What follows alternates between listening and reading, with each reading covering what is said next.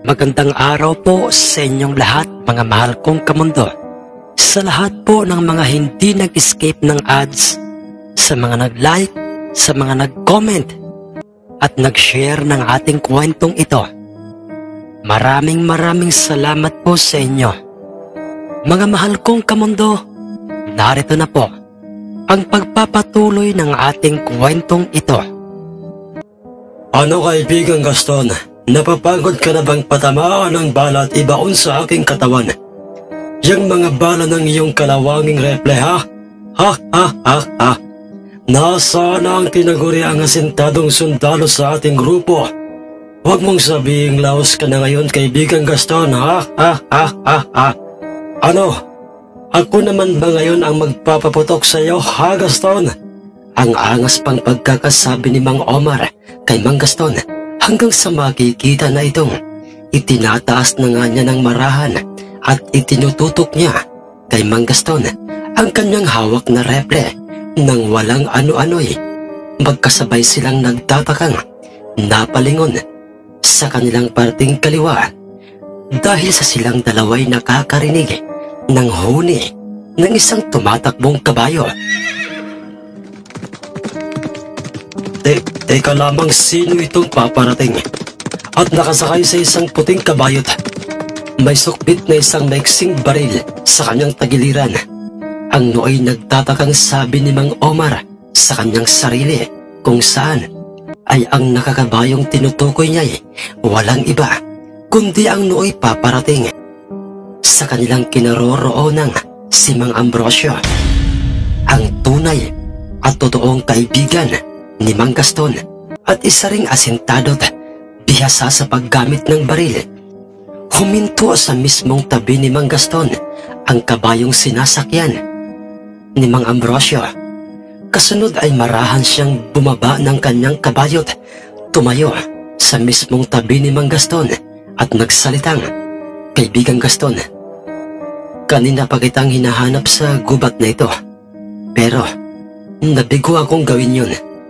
Ngunit ako'y nakarinig ng mga sunod-sunod na putok ng repleng alam ko't natitiyak kong nagmumula yun sa iyong pag-aaring reple. Kaya ako nagpasyang pumarito. Nga pala, sino siya? Sino ang lalaking yan?" Ang nooy nagtatakang tanong ni Mang Ambrosio kay Mang Gaston. Subalit, sumagot naman sa kanya si Mang Gaston at sinabi nitong, "Siya ang nooy dati at matalik kong kaibigan. Noong kaming dalaway pareho pang sundalo ng bayan, kaibigang Ambrosio. Pero ibang-iba na siya ngayon, kaibigang Ambrosio. Masyado na siyang marahas at malaki na ang kanyang kumpiyansa sa kanyang sarili dahil meron siyang tangang mutya o kabal sa kanyang katawan." Ang sagot sa kanya ni Mang Gaston, "Ganoon ba, kaibigang Gaston? Paano? At bakit mo nasabi ang mga yan?" "Dahil kaibigang Ambrosio, makailang beses kong ipinaputok ang aking reple at pinunteriya ang kanyang katawan. Pero lumilihis lang ang aking bala sa kanyang katawan. At kung sakali mang siya'y tamaan, ay hindi bumabaon sa kanyang katawan ang aking mga bala." Napaisip ng mga pagkakataong yun itong si Mang Ambrosio kung anong tangang mutya meron ang kanilang kaharap na si Mang Omar. Ilang sandali pa "Hoy, kayo bang dalaway magchichismisa na lang ba? Kayong dalawa riyan, bakit hindi nyo pagsabaying ipaputok sa akin yung tig-isa nyong mga armas? Subukan nyo kung yan ba'y obra sa aking mutya, ha? Ang banat pang pagkakasabi ni Mang Omar kina Mang Gaston at Mang Ambrosio. Subalit, hindi na kailangang dalawang armas pa ang gagamitin namin para lang masubukan ng bisa ng iyong mutya, Ginoo. Dahil kahit isa lang sa aming tig-isang armas, ay kayang-kaya ko yang sumpain." Nagulat at nagtaka itong si Mang Gaston sa mga isinagot na yun ni Mang Ambrosio kay Mang Omar, dahilan upang, Kaibigang Ambrosio, anong ibig mong sabihin? Huwag mong sabihin, "Oo, kaibigang Gaston, ako nang bahala sa kanya. Tuturuan ko siya ng leksyon at kung papaano gamitin ng wasto ang kanyang mutya. At pagkatapos nooy ilalantad ko sa iyo kung ano nga ba ang kanyang ipinagmamalaking mutya. Ang sagot ni Mang Ambrosio kay Mang Gaston ng mga pagkakataong yun ay masyadong humanga sa kakaibang abilidad. Meron itong kanyang matalik at tunay na kaibigang si Mang Ambrosio, samantalang si Mang Omar, itong isang ito, mukhang may utak ito kung ikukumpara kay Gaston. Pero tingnan natin ngayon kung uubra sa akin yung tapang mo. Ang sabi niya sa kanyang sarili, marahang makikitang naglalakad papalapit kay Mang Omar si Mang Ambrosio at huminto siya ng kanyang matansyang. Meron na lamang siyang ilang dipa sa kanyang kaharap na si Mang Omar. Kasunod ay sinabi niya sa kanyang, bago ko subukang gawin sa iyo ang ginawa ng aking kaibigang si Gaston, ay nais ko munang magpakilala sa iyo. Ako si Ambrosio, ang matalik na kaibigan ni Gaston. Tandaan mong mabuti at huwag mong kalilimutan ang aking pangalan, dahil ang taong nasa harapan mo ngayon ang maglalantad at kokontra sa bisa ng iyong mutya. Naririnig mo ba ako? Ha ha ha ha ha! Hindi ko sukat akalaing masyado ka palang mabunganga at mabahaw ang mga salitang inilalabas ng iyong bibig, Ambrosio. Sige, bakit hindi mo pa bunutin at ipaputok sa akin yung hawak mong mahinang klaseng baril? Dalian mo! Ang hamon pa niya kay Mang Ambrosio. Sigurado ka ba riyan? Sigurado ka ba riyan o baka naman ay pagsisisihan mo ito? At pagkatapos na yun ay sabihin sa kanya ni Mang Ambrosio, ay mabilis nitong pinunot ang kanyang maiksing baril na nasa kanyang tagiliran at kanyang kinalabit ang gatilyo noon. Umalingaw-ngaw ang putok ng baril sa paligid at nagliparang lahat ng mga ibong nasa bawat mga puno. Isang bala ng baril galing kay Mang Ambrosio ang bumaon sa kaliwang hita ni Mang Omar. Dahilan upang ito'y mamilipit sa tindi ng sakit, idagdag pa ang pag-agos ng kanyang preskang dugo sa kanyang tinamong sugat at nabitawan pa nito ang kanyang hawak na armas. Paano hindi? Paano nangyari ito? Ang nooy nagtatakang pagkakasabi nang nakaluhod sa lupang damuhang si Mang Omar, hanggang sa makita niyang marahang naglalakad na papalapit sa kanya. Ang nooy may matipunong pangangatawang si Mang Ambrosio at ito'y huminto sa kanyang harapan. Paano mo nagawang sumpahin ang aking tagang mutya? Isamantalang nang malaman ko kanina kay kaibigang Gaston na hindi ka tinatabla ng bala at lumilihis lang sa iyo ang mga balang pinakakawalan niya, nagkaroon na ako ng mga kutob na ang tangang mutya mo ay mutya ng sabao, may bisa ng sakunat. Dahilan upang hindi ka kayang tabla ng bala o ng kahit na anumang bala o maging anumang klaseng matatalas na mga bagay. At meron ding pagkakataong lilihis lang sa katawan mo ang anumang bala. Omar, hindi ako manggagamot, hindi ako albularyo, at mas lalong hindi ako antingero. Pero may alam ako kung papaano kumontra ng isang mutyang tangan ng isang taong katulad mo. Sinadya kong sa kaliwang hita mo ipatama ang aking bala upang kahit papaano'y huwag kang matuluyan. Omar, magkakaroon lamang ng bisa ang mutyang yan kung ang isang taong magpapaputok ng kanyang baril ay may distansyang hihigit sa 3 diba. Sa 3 diba ang layo mula sa iyo. Yun ang dahilan kung bakit kinakailangan ko pang humakbang papalapit sa iyo. At saka Omar, ang mutya hindi pinagmamayabang. Dapat ito'y pinagamit sa wasto. Pagkatapos na sabihin yun ni Mang Ambrosio sa kanya, tumalikod na ito at naglakad palayo sa nooy nakayukong tahimik na si Mang Omar. At nang siya'y nasa harapan na nga ng kanyang kaibigang si Mang Gaston, ay sinabi niya sa kanyang mutya ng bao. Yun ang kanyang tangang mutya. Kaibigan Gaston, paano kaibigan? Tayo na. Tayo na sa bahay o tahanan nila kaibigang Kano upang makisalo o makijamming sa kanyang kaarawan. Kanina pang naroon ang iba pa sa ating mga kaibigan. Nagpasalamat muna kay Mang Ambrosio si Mang Gaston dahil sa kanyang ginawang pagsagip sa kanyang buhay. Kasunod ay hinarap niya ang nooy dati niyang kababata at kaibigang si Mang Omar at sinabi niya sa kanyang, "Kaibigang Omar, kailan ba'y hindi ka nawala sa aking isip? Matagal na panahon man tayong hindi nagkita at nagkasama, pero nananatiling kaibigan pa rin ang turing ko sa iyo at hindi magbabago yun na kahit pa'y nangyari ang mga ganoong eksena sa ating dalawa kanina. Paalam kaibigang Omar."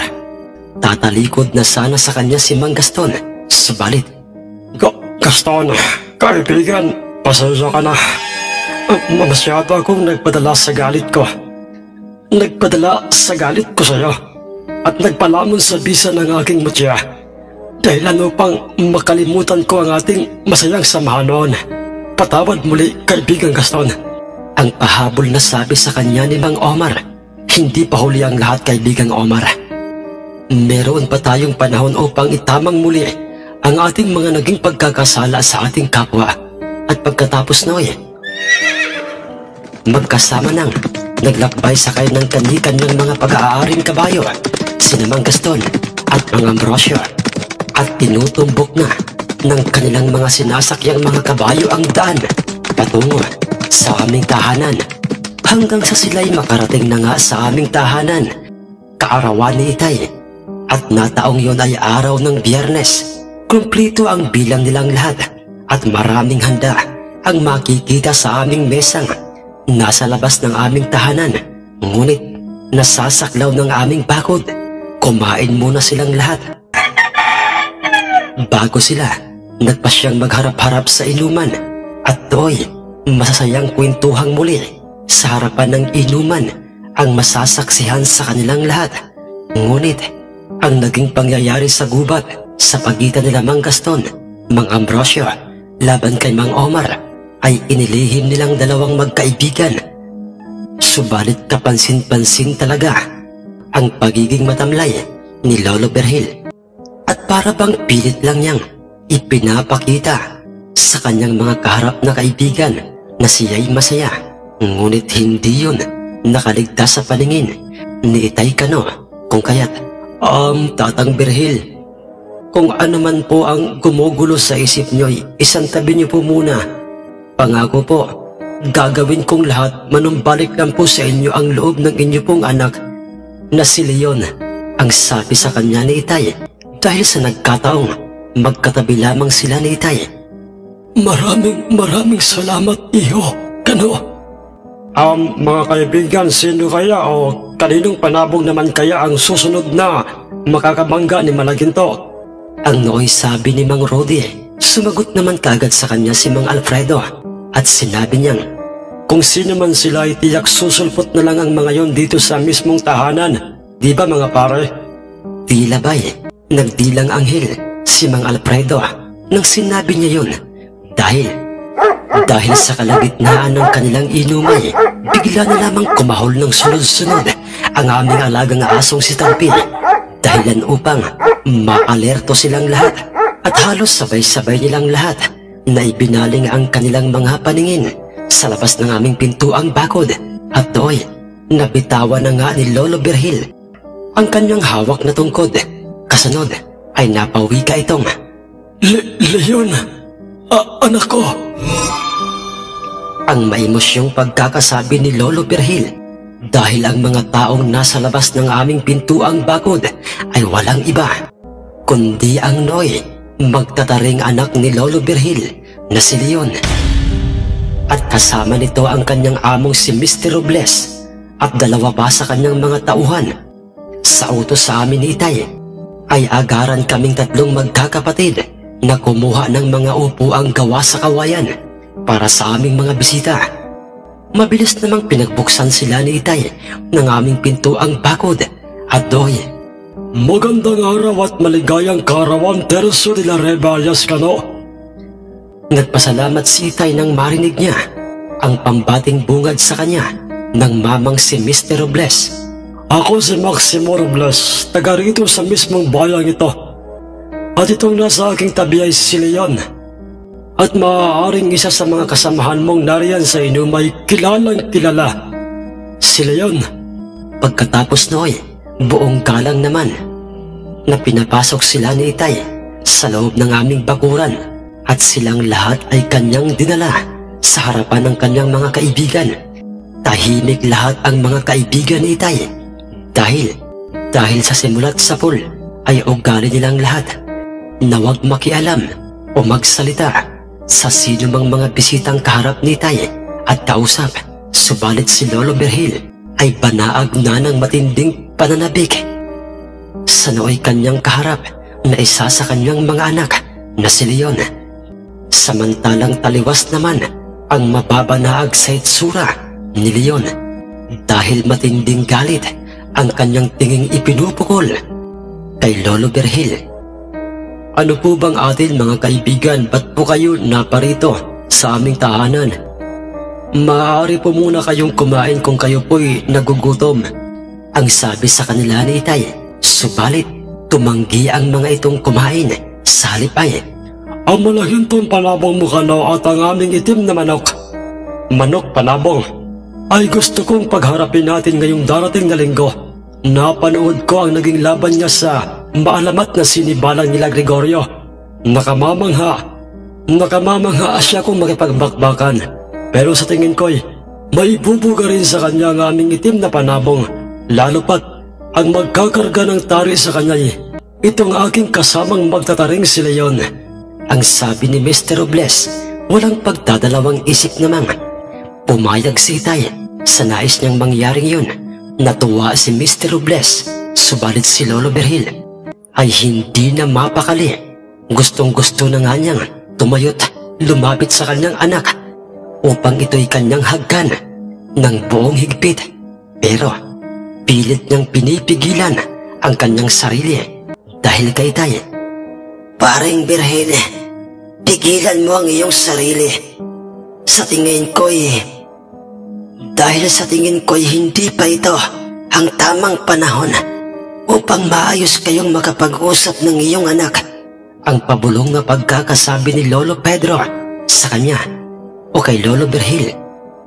Sabay marahan niyang iniabot kay Lolo Berhil ang kanyang nabitawang tungkod. Yan lang ang importanteng sadya namin sa'yo o sa inyong lahat, kano.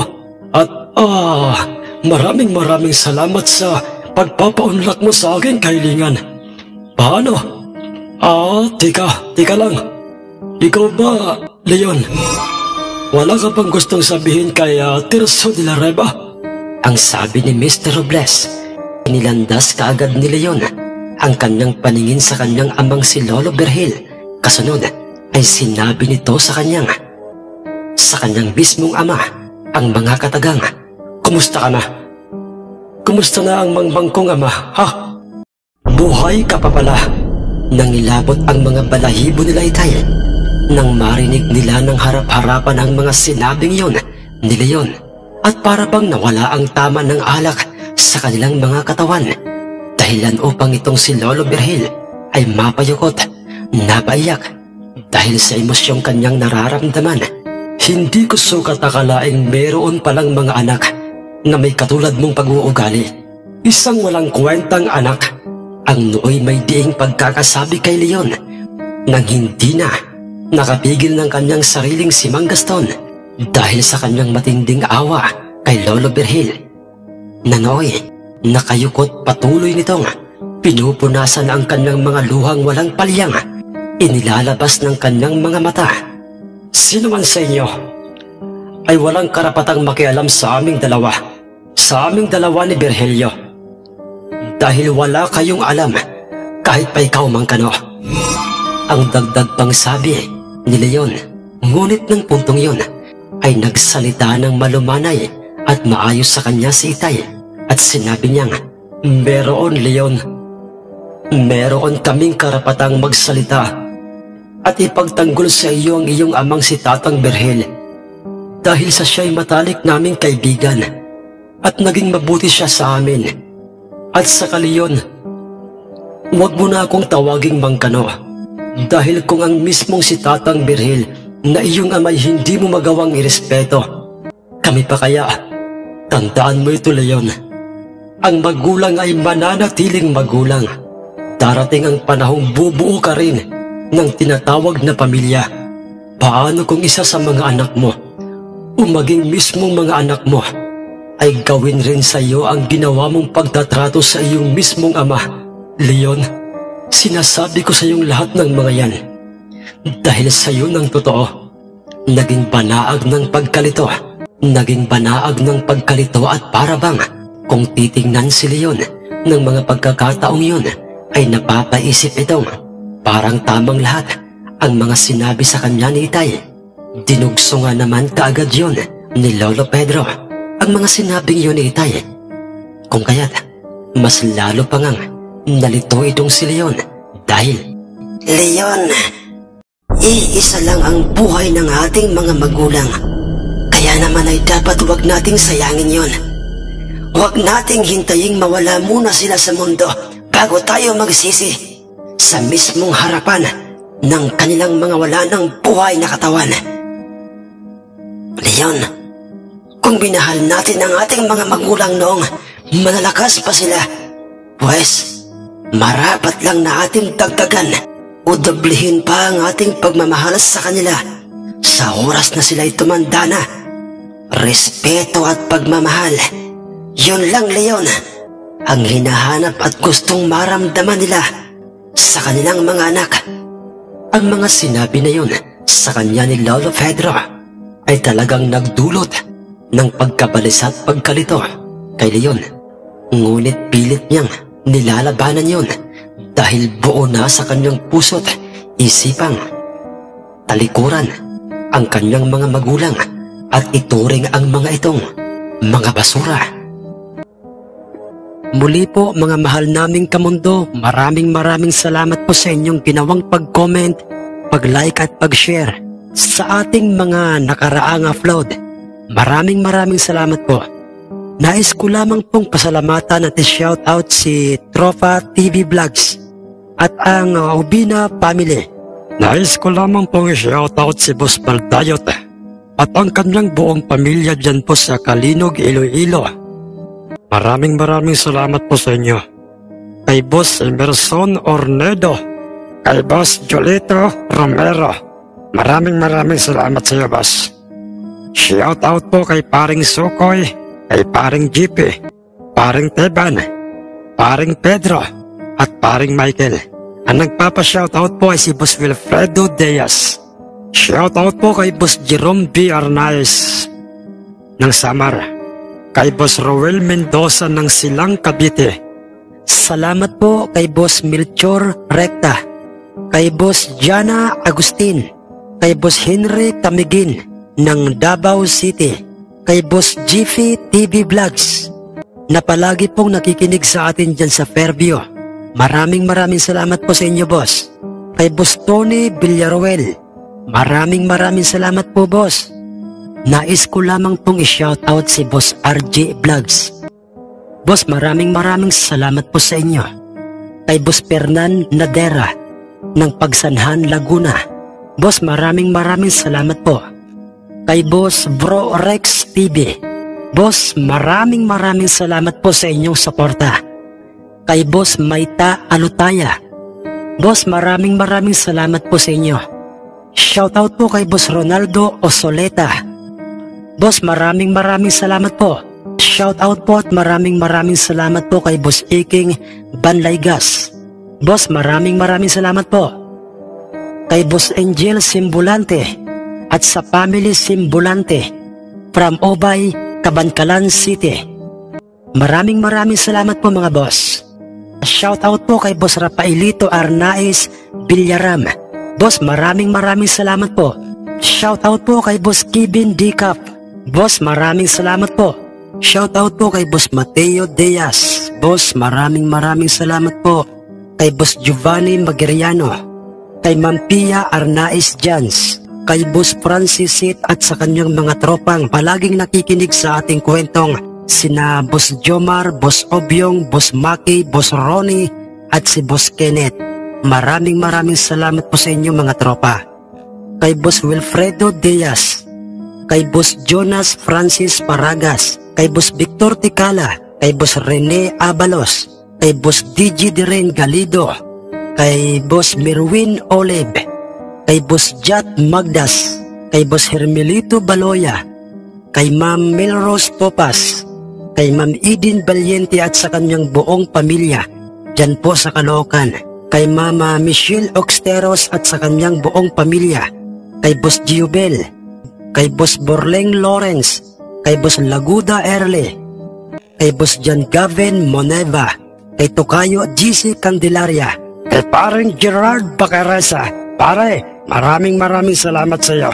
Kay Kuya Erms Whitey, kay Boss Nora Abbas, kay Boss Iga Norquewa, kay Boss June Alcantara, kay Boss Rolly Bangkaya, kay Boss Ronilo Romo, kay Boss Silvania 69 Gaming, kay Boss Angelo Crelego, kay Ma'am Ginaline Bersosa, kay Tol Jimmy Ray at sa kanyang channel na ang Mahiwagang Baston, sa aking darling na si Ma'am Chris Apple, kay Boss Mark De La Cruz, kay Boss John Hiccup, kay Boss G Sumudio, kay Boss Gerald Bacolod, kay Boss Malvin Esguera, kay Ma'am Janly Carte, kay Ma'am Rosie De Mesa, kay Boss Amer, kay Ma'am Resel Grato, kay Boss Sigma, kay Ma'am Jocelyn Bregente, kay Boss Guillermo Banaga, kay Boss Julie Rovion Paliana, kay Boss Louie Orolpo, kay Boss Solomon Villeta, kay Boss Patrick Hernandez dyan po sa Candabong, Alcantara, Cebu, kay Boss Joy Earl, kay Boss Jik Alcala at sa kanyang anak na si Jackia Mata, kay Boss Emiliano Rapols, kay Ma'am Pay Diaz, kay Boss Edwin Duran, kay Boss Nelson Enfleo, kay Boss Giovanni Almanon, kay Boss Feli Rivera Remundo, kay Boss Chit Bayot, kay Ma'am Milit Mayo Kaskayan, kay Boss Lenar Elfas, dyan po sa Bicol. Shoutout po sa inyo, boss. Kay Boss Efren Abadiano, kay Boss Sammy Baklas, kay Boss Gavin Neras, kay Boss Chris Batok, kay Boss Rodilio Ledesma, kay Boss Backyard Breeder,